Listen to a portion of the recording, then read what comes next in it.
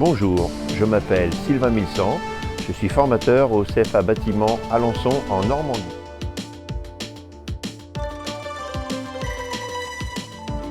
Depuis 2011.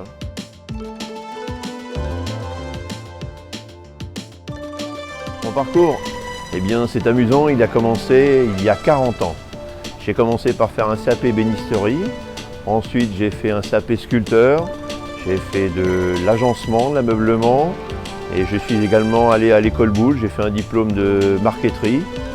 Ensuite j'ai travaillé chez un ébéniste d'art, on faisait des choses extraordinaires avec des personnes extraordinaires. Ils m'ont donné du savoir, des compétences de manière naturelle. Ensuite je suis allé dans une autre entreprise, on faisait plus d'agencement pour des architectes, des églises, monuments historiques.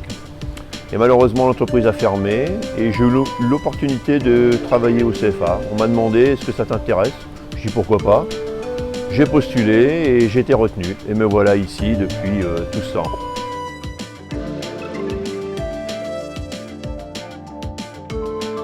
Ben, c'est vrai que c'est assez étonnant, c'est que lorsqu'on travaille, je pense, on protège son savoir et ses compétences.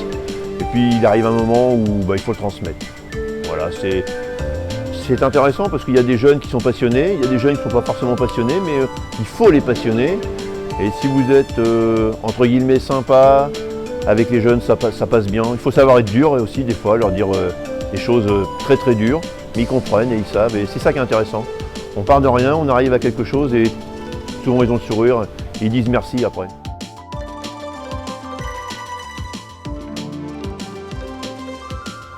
Ah, le challenge, c'était de réussir à motiver cette classe qui avait déjà eu un formateur avant. Et là, c'est pas évident parce que le jeune est là, il teste. Est-ce que celui qui vient, il est à la hauteur? Est-ce qu'il est capable? Et comment on va le tester? C'était ça le challenge et ça s'est bien passé.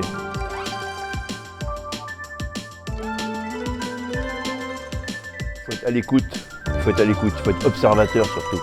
Il faut essayer d'être psychologue. Il faut voir quelle personne on a en face de soi. Est-ce qu'il est timide? Est-ce qu'il n'est pas timide?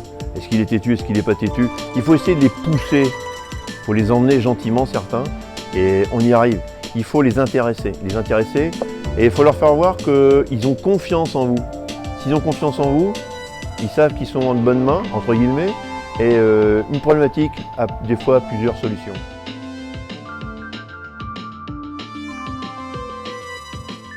Ah, les défis, c'est... Oui, des fois c'est compliqué, il faut jouer avec tout le monde, jongler avec tout le monde.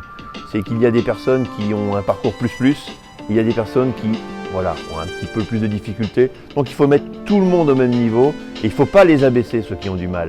Mais il ne faut pas non plus mettre ceux qui ont des facilités sur un piédestal.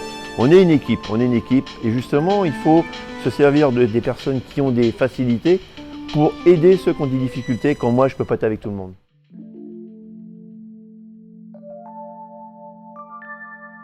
Aucune journée se ressemble, aucune semaine se ressemble, aucune année se ressemble. Il faut les motiver, il faut les encourager, voilà. Ouais.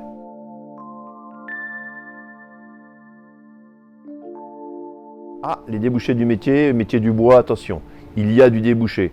Autant pour les menuisiers installateurs, on recherche des menuisiers installateurs et autant aussi pour les menuisiers fabricants. Le menuisier fabricant, il a obligation, je leur dis, de continuer pour aller à un parcours plus, un BP. C'est le plus qu'il faut, puisqu'il faut entre 5 et 10 ans pour avoir une bonne expérience.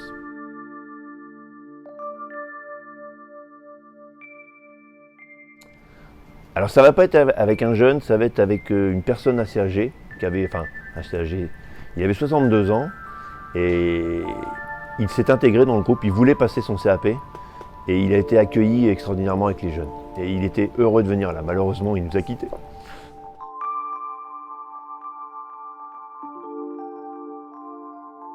Oui, on a des formations avec le 3CA, avec le CFA. Donc il faut être en veille. Oui, on en suit.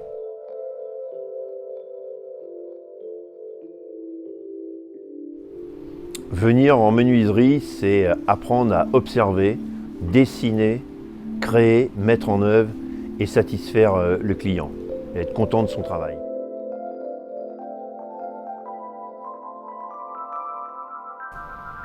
apprendre pour connaître et ensuite transmettre.